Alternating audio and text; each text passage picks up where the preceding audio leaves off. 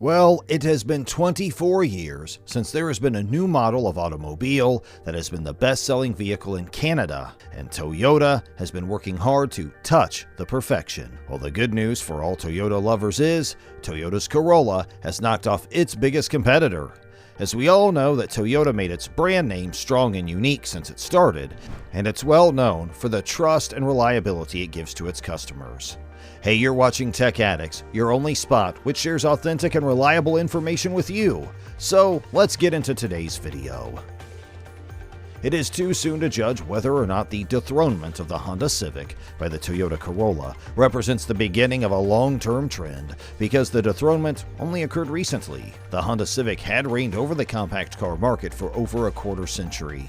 In the year 2022, Toyota sold 33,096 Corollas, which was more than 3,000 units more than the total number of Civics sold, which was 29,722. When compared to the previous year's numbers, sales of the Corolla were down 17%, while sales of the Civic were down 31%. We are humbled and thrilled by how Canadians have reacted to that specific entrance that we have in the market, said the CEO of the company, and we are quite excited about the future. According to Automotive News Canada, the Vice President of Sales and Marketing for Toyota Canada, Cyril Demetris, stated that the model continues to be the company's bread and butter car, as well as the go-to vehicle for a large number of Canadians. When we learn that it's the best-selling sedan or passenger automobile overall, it fills us with a sense of immense satisfaction. Several factors contributed to Toyota's enormous victory, but industry experts agree that none of them can guarantee that the Corolla will achieve the same level of success in 2023. According to Sam Fiorani, Vice President of International Vehicle Forecasting at Auto Forecast Solutions, located in the United States, the Corolla provides more options than the Civic does. According to Fiorani, the larger choice of models, including one with a lower base price than any Civic and an all-wheel drive variant, makes the range more desirable to purchasers in Canada. The base price of a Corolla is $27,564, which includes shipping, but the all-in price of an entry-level Civic from Honda is $28,746. However, Toyota offers the Corolla sedan in a total of 8 different trim levels, in addition to a hatchback and a more athletic GR variant. There are just 4 different trim levels available for the Civic, although it is also offered as a hatchback and as the Type R performance model. So let's talk briefly about the Toyota Corolla 2022 model. It is a tiny automobile available, and it's priced affordably, while still being stylish, and it's filled with standard active safety systems. The Corolla may not be as much fun to drive as some of its competitors, but it offers a more pleasant ride quality and a selection of sportier variants of its own. The Toyota may be purchased as either a sedan or hatchback, much like many of the tiny cars that it competes with. Both the hatchback and the sedan have unique exterior designs, although the hatchback's often equipped with a smaller back seat and less storage room than the sedan. The sedan's available with manual transmission for some variants, and it features a hybrid powertrain that is very economical in terms of fuel consumption. Unfortunately, every model comes standard with an engine that has a harsh sound. Despite this, the 2022 Corolla remains a popular option, particularly among those who place a premium on both fashionable and secure transportation. The 2022 Corolla family receives only a few minor updates from the manufacturer. The LE Hybrid adds a premium interior option that includes heated front seats, a power-adjustable driver's seat with lumbar support, leatherette upholstery, and a leather-trimmed steering wheel with leather accents. Ruby Flare and Windchill Pearl are the 2 new paint colors that have been introduced for the sedan, while Finish Line Red's the new color that may be selected for the hatchback. It has a sport-tuned suspension and a manual transmission, making it more enjoyable to drive than the standard configuration. Even though it would prevent us from receiving the offered upgrades for the regular CVT, we'd still gladly select that choice. A lot of niceties are still included in the Corolla SE sedan, so we're not complaining. The list consists of 18-inch wheels, a leather-wrapped steering wheel, front sports seats, and an 8-inch touchscreen with Apple CarPlay and Android Auto. All Corolla sedans feature a 1.8-liter 4-cylinder engine producing 139 horsepower and mated to a CVT, save for the sportier SE and XSE trims. The peppiest variants are powered by a 2.0-liter 4-cylinder with 169 horsepower, mated again to a CVT or 6-speed manual transmission. Only the sedan features a hybrid drivetrain, while all hatchbacks have a bigger engine. According to our evaluations of both the Corolla SE hatchback and the Corolla X SE sedan, not even the most powerful engine provides satisfactory acceleration. Both Toyotas drive cautiously in town and with confidence on the highway.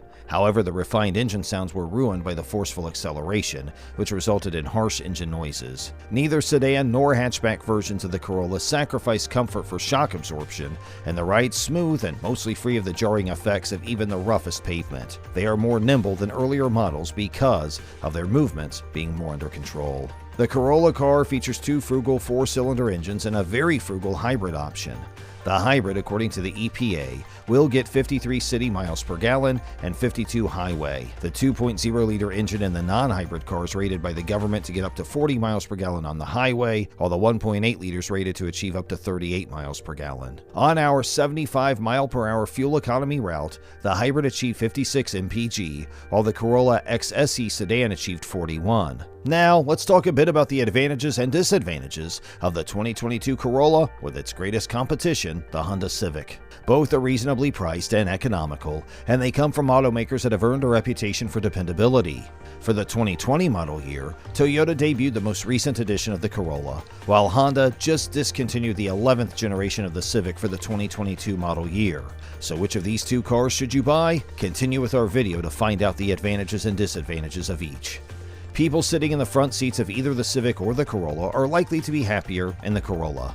This is because the Civic has substantially greater legroom for passengers in the back seats, particularly in the hatchback models. Even after a long trip, the seats in the Toyota have ample padding and provide a good deal of support. As a result, they continue to be pleasant. In contrast, the bucket seats found in the Civic are not quite as plush.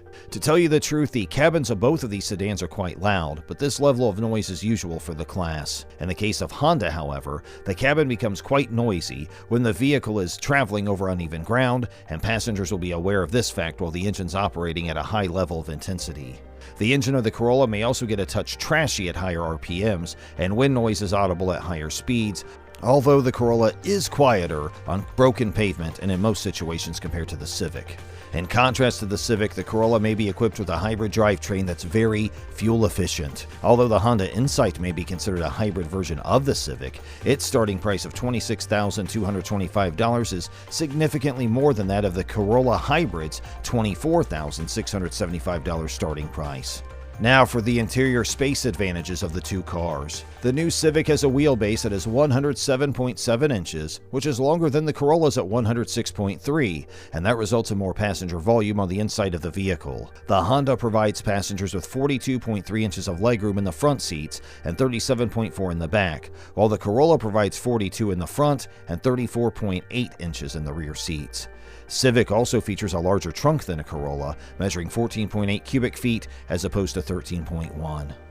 The Honda Civic's independent rear suspension contributes to the vehicle's composed and assured driving characteristics. It is one of the few cheap compacts that can be driven in a way that is enjoyable. The ride quality is outstanding as well, smoothing out the bumps and ruts that are so obvious in the Corolla that they were uncomfortable. In addition to its faster acceleration of 60 miles per hour, the Honda Civic also comes in a pair of high-performance trim levels, the SI and the R. Both the Civic and the Corolla come standard with the driver assistance active safety suites developed by the respective automakers, but the Honda Sensing Suite is a more spectacular offering. The Toyota system's been around for years and includes adaptive cruise control and lane keep assist. In contrast, the Honda Sensing Suite in the new Civic feels more like a Tesla Autopilot or GM Super Cruise. It displays all the vehicles around you in the instrument cluster display and helps you stay centered in the lane by providing steering assistance. Moving forward, this brings us to the end of the video. Don't forget to like this video and subscribe for more.